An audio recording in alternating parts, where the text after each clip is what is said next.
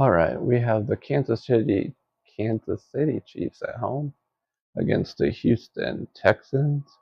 And I want to tell you to make sure you subscribe, put your notifications on, comment below because I know many of you have not been getting these fast enough, and the only way you can get them fast is to subscribe to my channel and turn notifications on, so you can get the same numbers I'm getting. We're looking at plus 2.5 for the Chiefs, basically leaning towards Mahomes not playing with that mild high ankle sprain. Plus 110 on the money line, negative 2.5 for the Texans, and negative 130 on the money line. Then you got a total of 40, which wouldn't be a bad bet for the under if Mahomes doesn't play, and it might even go under if Mahomes does play because those defenses are not giving up a lot of points. If there would be 35.5 points if you're comparing it to the current number on defense, but the offenses are scoring 48.3 average. And we got 42 total points, or 41.9 in our simulations. Let's look at points per game. We have the Kansas City Chiefs with 22.3, not that great, but their defense is playing better the last couple weeks. And they've got that 4-game average down to 17 points per game. Texans are scoring 26 points per game, but still look a little weird. But with Nico Collins in as wide receiver, they're playing, I shouldn't say pretty good, but better than they were without him, honestly. Diggs being out and gone for the season is really hurting this Texans offense. But at least they have a good defense, only giving up 18.5 points per game. As I should note, the Chiefs' offense stats are going to be a little wonky since Mahomes may not play, so make sure you put that into your brain for deciding this game or not. But we have passing yards per game, 218 on offense for the last 4 for the Chiefs. Not that great. 222 for the Chiefs defense, 198. The Texans offense, 252 though on defense, which is surprising. Giving a lot of yards in the air, but seem to be buckling down in the red zone. Passing yards per attempt, 6.1 for the Chiefs, 7.3 on defense for them, 6.8 on the offense for the Texans, 7.1 on defense, which is better. So Texans giving up a lot of big plays downfield, and that's what they really need to stop, especially a couple weeks ago. Rushing yards per attempt, 4.5. The Chiefs have it up, which is better, but in that average is a lot of big runs by Mahomes. So we got to remember that rushing offense really isn't that great. 4.8 on defense for the Chiefs, not great. 4.1 on offense for the Texans rushing yards per attempt. The last 4 games, and 3.6 on defense, one of the better rushing defenses in the league.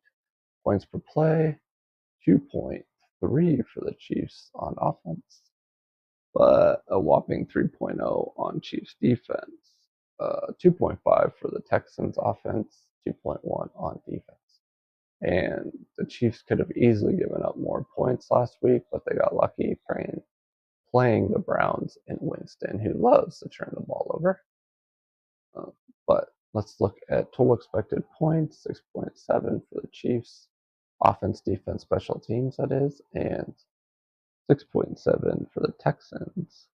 So that equals a perfect toss-up, 0-0 for the spread. So it's a pick'em game, and that's with Mahomes. So definitely lean to the Texans, but it is in Kansas City. And Andy Reid will definitely always has his team ready to go, no matter who's the quarterback, as you always saw when he was the coach for the Philadelphia Eagles. Then we got point differential, -5 for the Chiefs, -2 for the Texans.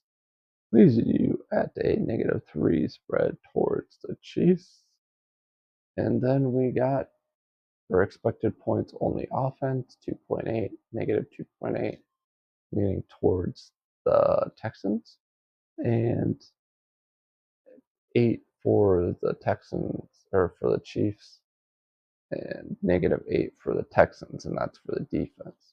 That'll leave you at a negative 10.8 spread leaning towards the Texans. But that's because we took out special teams, so a lot of that total expected points spread is basically just special teams is killing the Texans. Um, they got to kick field goals better, and that has been their struggle this year. Now my other model, we got points per game model, which leans towards the Texans. Excuse me, in yards per play, offense, defense, last 3 games. That also leans towards Texans. You look at negative 1.5 spread for the Texans and negative 3 for the Texans in the other model. So a lot leaning the Texans already.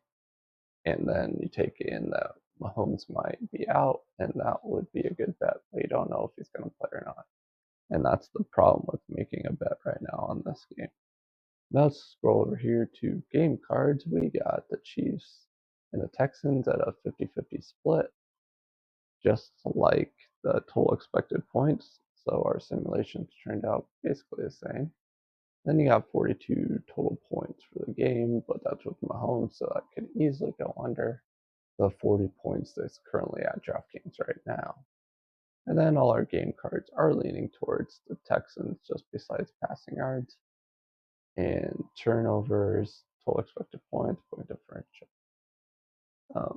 Now, just remember, total expected points, it's actually green for the Chiefs because they're like 0.0001% better than the Texans, and that wouldn't be enough to make it to a negative 0.5 spread towards the Chiefs anyways. I'm really honestly just going to wait till I know if Mahomes is going to play, but you got to get that news right away because otherwise this spread will change fast, because that's what a lot of sharps are going to do anyways, and wait till last second and nail it, depending on if he's playing or not. But really, that's all I got for this game. My name's Jordy. You've been watching Betman Sports Betting, and I will see you in the next